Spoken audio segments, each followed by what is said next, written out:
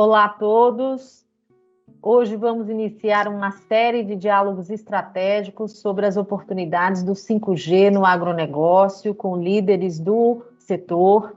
E para começar essa série, convidamos a Silvia Masruá, chefe-geral da Embrapa Informática Agropecuária. A Silvia é uma das representantes da Embrapa nos grupos de trabalhos de discussão, sobre o tema. Silvia, muito obrigada por ter aceitado o nosso convite, seja bem-vinda. E para participar dessa conversa, temos aqui conosco o Márcio Canamaro, sócio-líder de tecnologia, mídia e telecomunicações da KPMG no Brasil. Eu sou a Giovana Araújo, a sócia-líder do agronegócio na KPMG Brasil.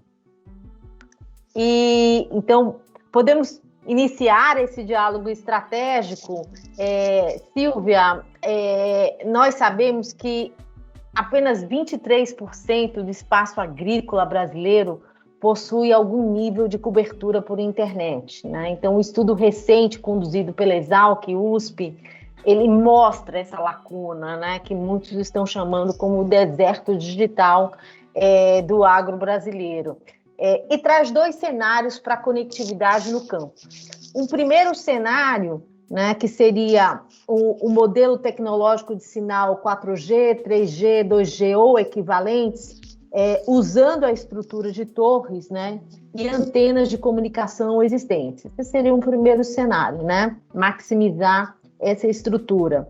E um segundo cenário que conta, com essa maximização dessa estrutura, mas também adiciona aí investimentos na construção de torres e antenas, Então, a primeira pergunta que se coloca, existe de fato essa capacidade ociosa de transmissão nas torres existentes, O que explica isso?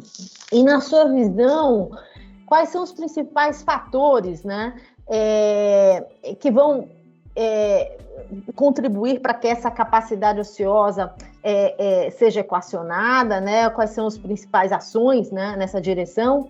E como é que você vê aí o desenvolvimento desses dois cenários aí que estão sendo colocados para a conectividade no campo? Obrigada, Giovana, muito obrigada, KPMG, pelo convite, agradeço a você, o Márcio, aí, pela oportunidade.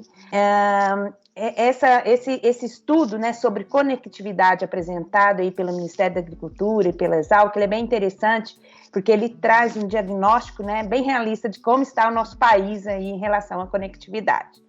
Você colocou muito bem aí que eles colocaram dois cenários, O primeiro em relação a aproveitar melhor as 4.400 torres e antenas que a gente tem aí, 4G, 3G, 2G, ou implementar, adicionar, no segundo cenário, ainda mais 15 mil antenas, para a gente poder trabalhar aí com 5G. E a questão e ali também foi alertado que existe ainda uma capacidade, embora exista a demanda, para a instalação de novas torres e antenas, existe uma capacidade ainda ociosa, de algumas antenas já instaladas. Bem, o que ocorre? Na verdade, como vocês sabem, para as operadoras, a questão da densidade urbana ela é mais atrativa, do ponto de vista de telecomunicação. E o que a gente prevê que aconteceu dessa capacidade ociosa em relação às torres é que foi demandado, assim, originalmente foi instalado no campo, no ambiente rural, torres já prevendo também uma demanda, um consumo de conectividade a médio e longo prazo, que ainda não foi totalmente utilizado. E aí é a questão do ovo e a galinha, Por que não foi utilizado?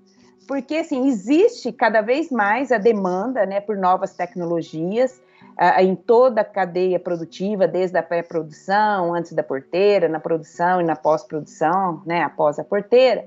Entretanto, o nosso país ele é muito grande, existe uma diversidade muito grande na questão da classificação dos produtores, vamos dizer, pequenos, médios e grandes produtores, mas eu nem diria que é uma classificação em relação ao número da área, o tamanho da área, ou a quantidade de... É mais em relação, assim, à questão do perfil, se é um produtor mais voltado à agricultura familiar, ou produtores de grandes commodities, essa classificação. mas existe uma diversidade muito grande nas regiões do país. Então, você vai para o Sudeste e Sul, é uma realidade, e a conectividade também é uma realidade diferente. O Nordeste, você vai ter já uma agricultura mais familiar, uma agricultura mais subsistência, e aí são outras demandas em relação à conectividade, né? O Norte, você tem uma densidade, né, muito baixa, porque são grandes propriedades, e você também tem a agricultura subsistência, mas assim, são com grandes áreas, né, espaçadas, em baixa densidade. Então, é outra realidade. Centro-Oeste, onde está a maior concentração de grandes commodities e tal. Então, devido a essa diversidade, não existe assim, uma lógica para o país como um todo. Então, o planejamento aí, esse mapeamento, esse diagnóstico que o MAPA fez, foi bem interessante para mostrar, né, ele analisando aí do ponto de vista de renda, densidade, perfil de produção, as soluções, né, técnicas que a gente tem hoje de conectividade em 3G, 4G, o que nós já temos, já poderia atender melhor, né, se fosse instalado mais antenas, já, né, dobrado aí o número de antenas, no cenário 1, já cobriria aí 48%, a gente dobraria, né, em vez de 23%, 48% da área. Se a gente instalar as 15 mil antenas novas, a gente já cobriria 90% do território nacional. Então, é bem interessante esse ponto, do ponto de vista que os dois cenários são interessantes, depende muito do investimento, né, público e privado, o de ambos, né, para a gente poder atender o cenário 1 ou o cenário 2. Excelente, Silvia.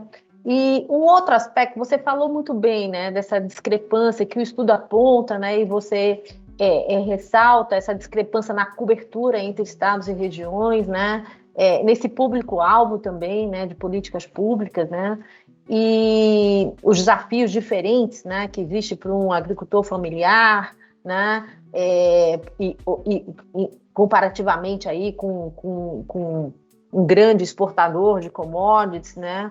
E um outro aspecto que esse estudo da Exalc, né, USP, também traz é a questão do potencial, né, de geração de valor com essa conectividade. Então, a depender do cenário considerado, o cenário 1 ou o cenário 2, o estudo aponta aí aproximadamente 50 bilhões a 100 bilhões de reais em valor bruto da produção agropecuária que poderia ser destravado, né, em função da ampliação da conectividade rural. Na tua visão, né, quais os potenciais benefícios que a ampliação dessa conectividade pode trazer aí para os diferentes produtores no Brasil? A gente sabe que você é um entusiasta aí da agricultura digital, né? Fala um pouquinho aí o potencial, né, de destravar valor, né? Tá todo mundo olhando para o Brasil, para o crescimento do agro brasileiro, como isso pode ajudar aí nessas agendas estratégicas também? Interessante, Giovana. Realmente, eu sou muito entusiasta. Há 30 anos eu trabalho com essa questão da tecnologia da informação aplicada ao agro, e a gente vê aí as grandes mudanças que a gente vem tendo, né, no nosso agro brasileiro, devido a, assim, se nós estamos aqui hoje, né, falando que a agricultura corresponde a 25% do nosso PIB, né, nacional, que nós somos aí os grandes produtores de grãos, né, algodão e outros, carne, frutas, isso se deve aos últimos 50 anos de muito investimento numa agricultura assim, baseada em ciência e tecnologia. Então, eu tenho muito orgulho de fazer parte dessa história, a Embrapa, né, e aí junto às universidades, os órgãos estaduais de pesquisa. Por quê? A gente trabalhou nesses últimos 48 anos, digamos, o Brasil, adaptando, né, as técnicas, né, de clima temperado para aí a nossa agricultura, né, a nossa agricultura tropical, para o nosso tipo de clima e solo. E isso que trouxe a gente a esse protagonismo, né? Há 50 anos atrás éramos importadores de alimento e hoje grandes produtores, exportadores de alimentos. Mas se a gente quer continuar e precisa, né? Porque a nossa agricultura é o grande selo do Brasil aí fora, né, a grande marca do Brasil aí fora, se a gente quer cada vez mais continuar como protagonista na agricultura mundial, né, a gente tem aí o desafio de ajudar a garantir a segurança alimentar no mundo, né?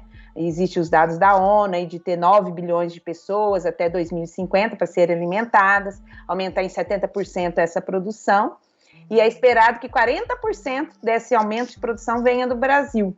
Então, se a gente quer, a gente também vai ter que cada vez mais investir na ciência e tecnologia. E agora é imprescindível essa questão das tecnologias, das novas tecnologias, das tecnologias digitais, da biotecnologia, da nanotecnologia, e aí eu também agricultura de precisão, robótica. A convergência disso tudo é que vai fazer que vai dar o diferencial para o Brasil nos próximos anos, para ele manter esse protagonismo.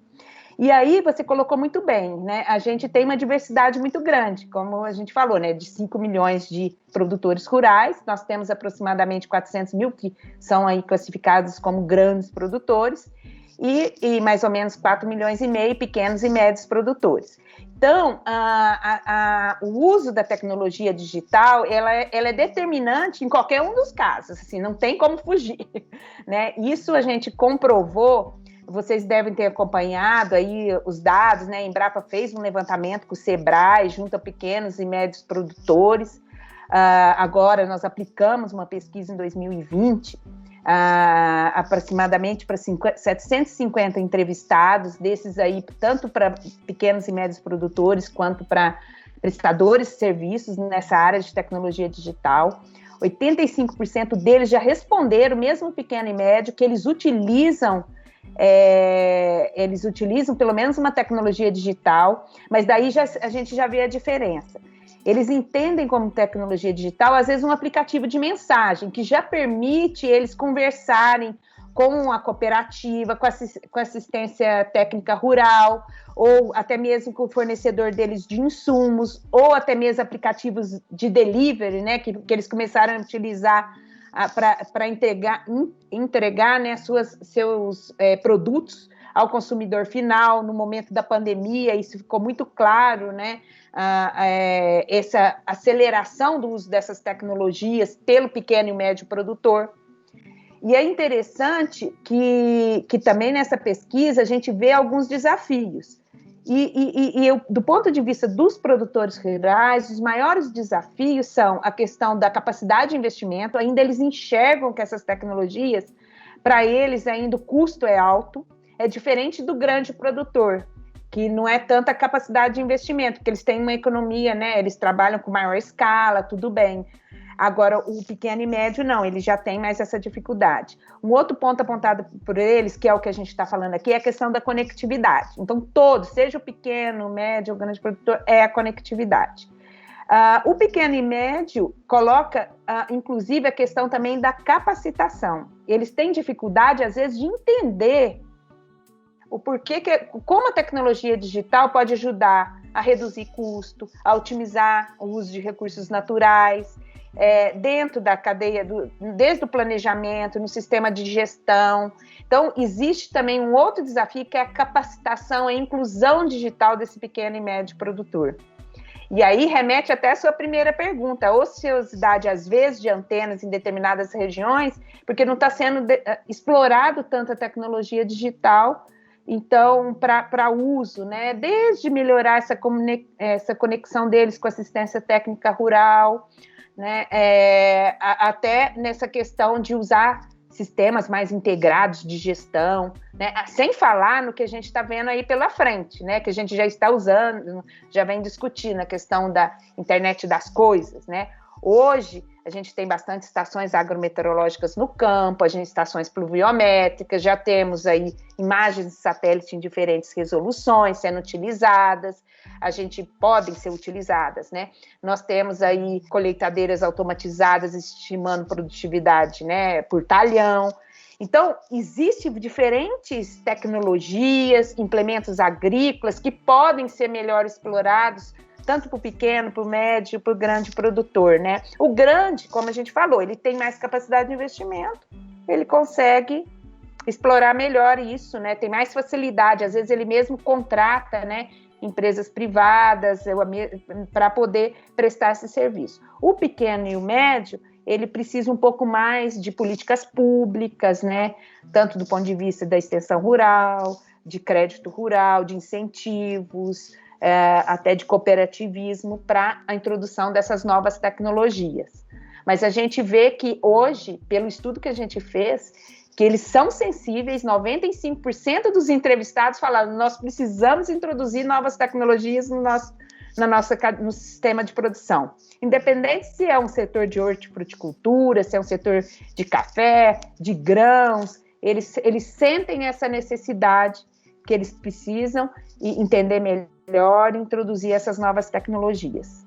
Muito legal esses pontos que você comentou aí, e a gente vê que realmente existe ainda bastante espaço para que a gente crie uma maior eficiência no campo, no agronegócio brasileiro. Nós ouvimos dizer, pelo menos uma referência, de que um dos países mais eficientes no campo seria a Holanda. E o Brasil, para chegar no patamar da Holanda, deveria multiplicar sua produtividade em pelo menos 6 vezes.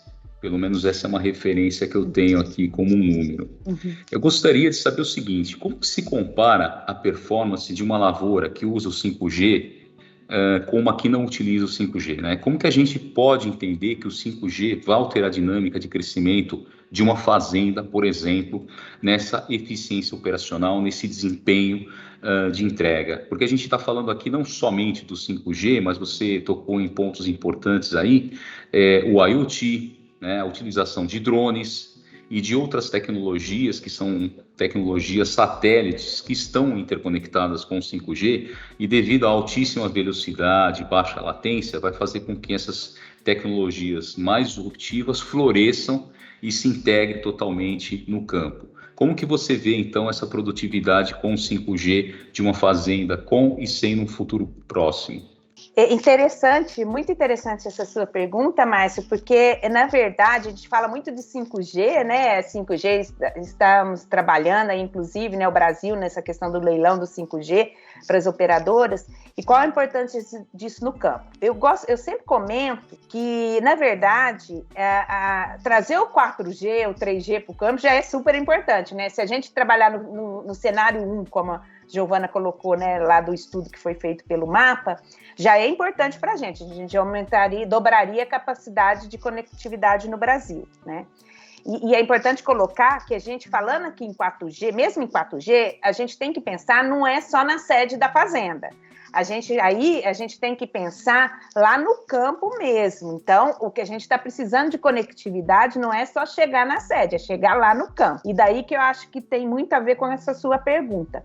Quando a gente fala que a gente precisa melhorar essa conectividade no campo, a gente está falando desde você usar a conectividade ali, seja uma rede de baixa frequência, seja um Wi-Fi que chega via rádio, ou seja o 4G, ou seja o 5G, vou chegar no 5G, mas o importante ali é o momento que a gente está vivendo é preparar para esse 5G, por isso que é importante a conectividade chegar no campo. Vou dar um exemplo. A gente tem hoje sensores que analisam a disponibilidade de água no solo, né, ou a condutividade do solo. A gente já gera essas informações, já existe tecnologia gerando essas informações, né? Falei estações agrometeorológicas, como eu falei, drones capturando imagens, né, monitorando, você pode identificar pragas, doenças, falhas de plantio. Então, tudo isso hoje já existe, mas a diferença é como transformar esses dados brutos heterogêneos em informação e conhecimento para que eu possa processar isso na nuvem. E aí eu estou falando nuvem, né, para aqueles que estão nos ouvindo, é computação em nuvem, eu poder processar isso rapidamente, de repente num hardware embarcado no meu drone, e devolver e já fazer a atuação no campo. Então, se eu identifico uma praga, eu já fazer uma pulverização. Então, isso daí, mas tudo online. Então, a diferença do 5G é justamente para eu fazer essa intervenção. Eu identifico o problema e já faço a intervenção online. né, usando imagens, não só dados escalares, como os dados de uma estação agrometeorológica de temperatura, né, ou os dados de uma estação pluviométrica de umidade. Eu vou precisar desses dados, mas eu vou precisar também de dados de imagens. Então, quando eu tenho que trabalhar com esses dados heterogêneos, transformar isso em informação, processar e devolver e fazer minha atuação no campo, através de um pulverizador que já está acoplado no meu drone ou não, eu vou precisar de um 5G, entendeu? Então, é importante a conectividade chegar no campo, mas é muito importante que o 5G também chegue. A gente prepare o terreno para a chegada do 5G. Então, hoje, do ponto de vista da pesquisa, a gente já trabalha com, por exemplo, só dar um exemplo para vocês, a gente trabalha com a questão das janelas de plantio, né? A gente recebe dados de 1.500 estações pluviométricas, dados da Agência Nacional de Água, dados do INEMET, CPTEC, processa esses dados, gera os modelos climáticos. A gente na Embrapa coordena todo o zoneamento agrícola de risco climático, que gera essas janelas de plantio para 54 culturas, para os 5.000 municípios. Imagina a quantidade de dados de processamento que você tem aí. Hoje, com a evolução da computação, às vezes a gente levava, até um mês para você processar esses dados há 20 anos atrás. Hoje você processa isso em questão de minutos, né, graças ao avanço da computação. Agora, você imagina, hoje, a gente falando da gente poder reconstruir um vinhedo, né, no computador, você poder estimar a safra, classificar frutos, você contar frutos numa plantação de citros, contar gado via imagens de drone. Parece fácil, assim, falando pela tecnologia, mas o que está por detrás, nos algoritmos, nesse processamento de alto desempenho e tal, para a gente ser efetivo, precisa do 5G, vai precisar. Mas a gente já tem que ter o 3G, o 4G, para a gente ir testando, evoluindo, e aí chega na internet das coisas. A internet das coisas eu vejo mais como um conceito que integra tudo isso, porque ele vai permitir essa conectividade, né, comunicação máquina-máquina, máquina-pessoas, e o ideal é a gente chegar nas fazendas inteligentes, né, que a gente fala muito, mas assim, o ideal é daqui a um tempo, o Brasil, né, ele ter essa menor intervenção humana possível. Então, quer dizer, eu já tenho lá minhas janelas de plantio, o momento adequado de eu plantar. Eu já tenho isso tudo automatizado. Aí eu já vejo a hora que eu vou ter que comprar meu cultivar, a hora que eu vou começar a minha semeadura. Isso, um sistema já vai mandando as mensagens para o outro sistema, conectando. Aí eu já disparo a minha irrigação, né, de precisão. Eu só coloco água naquele talhão que precisa, já faço uma irrigação a taxa variada, com isso eu reduzo o custo, eu consigo otimizar o uso dos recursos naturais, eu já trago um sistema de produção mais sustentável, não só do ponto de vista econômico, mas também ambiental, né, o selo aí do ambiental e do social, porque eu também, com essa automação, eu posso otimizar o trabalho do pessoal no campo, e aí dá um trabalho num nível muito mais estratégico para eles, e não um trabalho braçal. Então, assim, tudo está conectado, né? E o 5G é essencial para que a gente chegue nessa fazenda inteligente. Aí o Brasil mostra que, além dele ser provedor e gerador de grandes commodities, né, ele consegue agregar valor nas suas cadeias produtivas, do ponto de vista ambiental e social também.